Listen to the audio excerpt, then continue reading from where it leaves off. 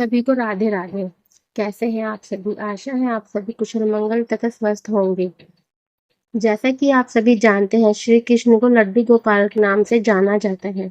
श्री कृष्ण के इस बाल स्वरूप की सेवा किसी सच्चे बच्चे की तरह ही की जाती है।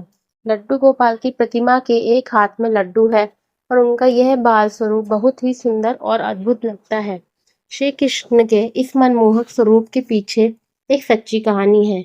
आइए जानते हैं श्री कृष्ण का नाम लड्डू गोपाल कैसे पड़ा। सबसे प्यारे सांवले सलोने मेरे लड्डू गोपाल जी। श्री कृष्ण का बाल रूप यानी लड्डू गोपाल की प्यारी सूरत देखते ही भक्तों के मुख से यही बात निकलती है। घर में लड्डू गोपाल को रखकर उनकी सेवा करने वाले लोगों को तो लड्डू गोपाल से एक विशेष प्रकार का लगाव तथा प्रेम हो ही जाता है। आप भी अगर घर में लड्डू गोपाल को रखकर उनकी सेवा करते हैं तो आपको यह बात जरूर पता होनी चाहिए कि भगवान श्री कृष्ण के बाल स्वरूप का नाम लड्डू गोपाल कैसे पड़ा।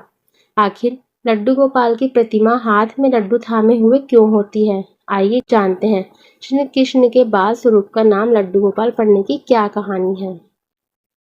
श्री कृष्ण के बाल स्वरूप लड्डू गोपाल से एक कहानी जुड़ी हुई है। एक पौराणिक कहानी है कि ब्रिज की भूमि पर श्री कृष्ण के परम भक्त कुंभन दास रहते थे। कुंभन दास हमेशा ही ठाकुर जी की भक्ति में लीन रहते थे।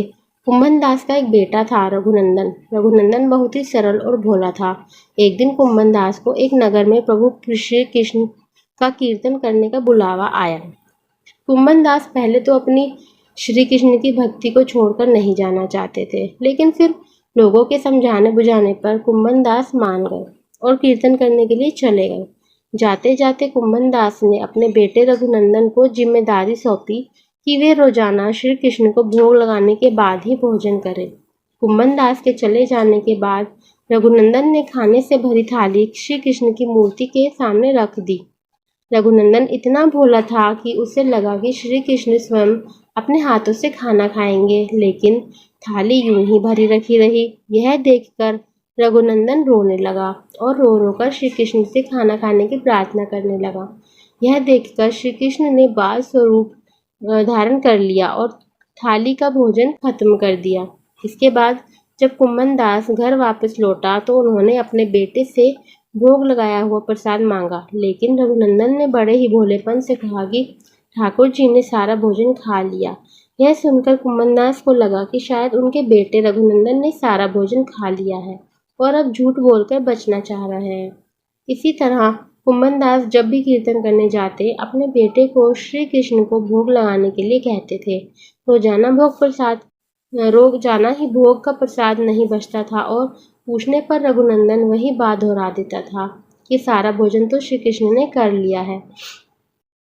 इसके बाद एक दिन कुंभन दास ने लड्डू बनाकर भोग की थाली में रखे और बेटे रघुनंदन को भोग लगाने के लिए कहा। कुंभन दास छुपकर देखने लगे कि आखिर सच क्या है। उस दिन भी यही हुआ। रघुनंदन ने श्री कृष्ण को खाना खाने के लिए आमंत्रित किया। श्री कृष्ण ने बाल रूप बनाया और लड्डू खाने लगे।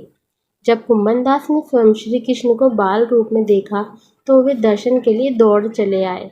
उस समय कृष्ण के एक हाथ में लड्डू और दूसरे हाथ वाला लड्डू मुख में जाने को ही था कि एकदम से जड़ हो गए। इस घटना के बाद से ही उनकी इस रूप की पूजा की जाती है और श्री कृष्ण के इस बाल स्वरूप को लड्डू गोपाल कहा जाता है। बोले लड्डू गोपाल की जय। हरे कृष्ण कृष्ण कृष्ण हरे हरे, हरे राम राम राम हरे हरे। आपको हमारी कहानी कैसी लगी कृपया कमेंट करके जरूर बताएं। अगर आपको हमारी कहानी अच्छी लगी तो प्लीज़ हमारे चैनल को लाइक शेयर एंड सब्सक्राइब जरूर कीजिएगा। सभी को राधे राधे।